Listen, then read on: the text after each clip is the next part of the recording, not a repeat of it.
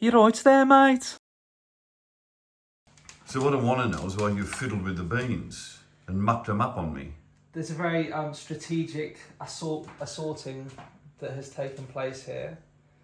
So there's 3 main groups, and I've strategically placed 2 in there for no apparent reason, which are these 2 here are the primo category of beans that Britain has to offer.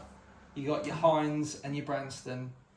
Top of the market, best in quality as far as I was aware, but the best thing about this experiment is, can we get better value for money from here?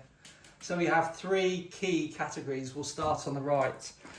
These 5 here, I have put into a category as best aesthetically packaged beans on the market.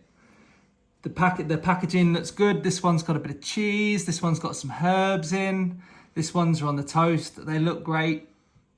There used to be a advertising campaign for Ronseal, and it was said it does exactly what it says on the tin, and that's what I think with these 5. So that's one little area. These 5 here are the value or the saver beans. So these are the main supermarket's entry level beans, and it will be interesting to see which one of those is the best in terms of cheapness.